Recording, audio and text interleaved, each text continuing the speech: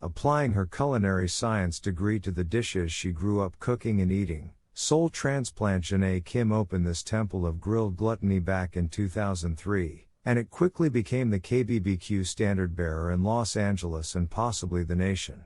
Their banchan, the all-you-can-eat, complimentary side dishes of primarily veggies, pickles, and fermented things, is tasty, but the giant seafood pancake, beef kimchi dumpling soup, and wide range of grade A meats including American Wagyu, beef tongue, and a sweet-savory marinated kalbi, short rib, are the real reason to book a reservation. Part of the fun is cooking your selections on the end table hibachi, but if that seems intimidating, never fear, the waiters have a knack for appearing before anything gets destroyed.